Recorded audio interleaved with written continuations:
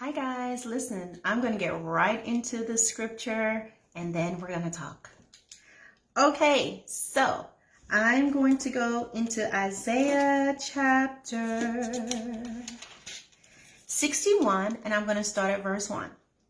The Spirit of the Lord is upon me. Oh, this is also the Amplified version. I love King James, but for the sake of the audience, I'm going to go with the Amplified. All right, so the Spirit of the Lord is upon me, because the Lord has anointed and qualified me to preach the gospel of good tidings to the meek, the poor and afflicted. He has sent me to bind up and heal the brokenhearted, to proclaim liberty to the physical and spiritual captives, and the openings of the prisons and of the eyes of those who are bound, to proclaim the acceptable year of the Lord, the year of his favor, and the day of vengeance of our God, to comfort all who mourn, to grant consolation and joy to those who mourn in Zion, to give them an ornament, a garland, or diadem of beauty instead of ashes, the oil of joy instead of mourning, the garments expressive of praise instead of a heavy burdened and failing spirit, and that they may be called oaks of righteousness, lofty, strong, and magnificent, distinguished for uprightness, justice, and right standing with God, the planting of the Lord, that he may be glorified. And they shall rebuild the ancient ruins. They shall raise up the former desolations and renew the ruined cities, the devastations of many generations. Okay. Let's see. Going down to 7, it says, instead of your former shame, you shall have a twofold recompense. Instead of dishonor and reproach, your people shall rejoice in their portion. Therefore, in their land they shall possess double what they had forfeited. Everlasting joy shall be theirs. Now, I'm going to jump on over to Isaiah chapter 62. So I read Isaiah 61, chapter 1 down to 4, and then I skipped and went down to 7. And now I'm going to go over to Isaiah chapter 62, and it says, for Zion's sake, okay, will I not hold my peace, and for Jerusalem's sake I will not rest until her imputed righteousness and vindication go forth as brightness, and her salvation radiates as does a burning torch. And the nations shall see your righteousness and vindication, your rightness and justice, okay, not your own, but his, Christ, okay, his ascribed to you, and all kings shall behold your salvation and glory, and you shall be called by a new name, which the mouth of the Lord shall name. You shall also be so beautiful and prosperous as to be thought of as a crown of glory and honor in the hand of the Lord, and a royal diadem exceedingly beautiful in the hand of your God. You shall no more be termed forsaken, nor shall your land be called desolate anymore, but you shall be called Hephzibah, meaning my delight is in her, and your land shall be called Beulah, which is married, for the Lord delights in you, and your land shall be married, owned and protected by the Lord. Okay, so that was Isaiah chapter 62. And I went from verse 1 all the way down to 4. So what is this that I'm trying to tell you guys? Ladies, this is for you today. This is for you, ladies. Listen. You see all those things that is in Isaiah chapter 61 and 62? These are promises that the Lord was making to the land of Israel. But you know what? We are the offsprings, and we are as we come from generation to generation, we are Israel, right? And we are his children. All, even the Gentiles, those who are not Jews, Gentiles, we have all become his children, thanks to the sacrifice of Jesus Christ, the Son. So those things that you're reading, guess what? You can personalize it and make it for yourself. So ladies, guess what? You cannot get all these things. You cannot be called a royal diadem. You cannot get the blessings of God. You will not get all that God has for you spiritually, and as well as just physically, okay, if you are still tied up with your exes.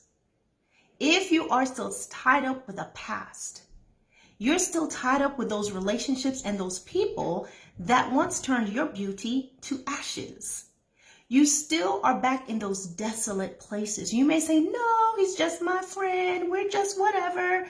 But there's some of you and a lot of you that you're still tied up to your ex. You're still friends. You became better friends than you were in a relationship. And it's not that you're better friends. It's just that, listen, he does not have to commit to you anymore. He does not have to give you the things that you desired anymore. And so, yeah, you're easier to get along with because he no longer is obligated to you in that way.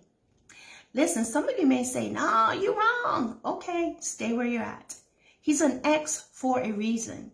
Now, granted, you may have children together and you may even be in business and have property together. But guess what? You make those clean delineations that this is business. This is about the children. But there's some of you, you're still between the sheets, metaphorically, with your ex. You still have these conversations. You are now his confidant, and you are now his source of advice for whoever he's with now. But I dare say you cannot be the source of advice because you are not in a relationship with him. So therefore, there's some things about him that you did not know. Otherwise, you would have been able to take your own advice and salvage that relationship. So ladies, I'm not trying to be rude. I'm trying to bring you up and into what God has for you. You've got to step away from these exes. There's a lot of you, you are tied to people that you're no longer in relationships with, but you had a relationship with. You had a covenant with. Whether we're talking about exes, so you had a covenant. You may have had a sexual covenant and you have an emotional covenant. And so what happens is even after that man is gone, you are still tied to him. You're still calling him. You still reach out to him on his birthday. You guys still have small talk on the phone every now and then. And guys, the reason why you will not see what God has for you, and maybe even if you're in a current relationship and you're trying to figure out why you're not clicking, is because you're still in covenant with someone else. You may call it whatever you want to call it. But guys, there's no place. We were never meant to have exes to begin with, as far as Christ is concerned. But you have them. So guess what? When it's over, it's over. You're an ex and an ex and an ex. It doesn't mean I hate you. But I have got to make a complete new space. I don't care if that person's just taking up a fourth or a third of a space. That is still a space. You don't have to hate them, but you definitely have to know when it's time to let go. There's some men, they're still friends with their exes, and they find themselves in conversations at times where what's going on? Little conversations, a little bit of reminiscing, a little bit of this or that. A little bit of let's tickle our feathers a little bit together. This can happen. You may say, no, that's never happened. I want you to know that it can happen because it's happened already. That ice has already been broken many times before when you're in a relationship with this person. So trust and know that all it is really is just a time and a moment. You may say you don't have anything for him, but you do because you're still in a relationship with that person. You're still in a relationship, ladies, with that man that hurt you and dogged you out. And now he's in your life another way and you're okay with that. You're still tied to that spirit of rejection because that person rejected you. That person hurt you. That person has done the unthinkable. And you are still friends with them. Listen, it does not mean you're bitter. And it does not mean that you're angry when you cut those ties. You cut those ties because they're soul ties. You cut those ties and you're like, hey, I'm not mad at you. I don't hate you, but you're my ex. And that's it. If you have children, we talk about the children and that's it. If we have business, we talk about business and that's it. But everything else, guys, you have to let go of that man. Let go of them. You broke up for a reason.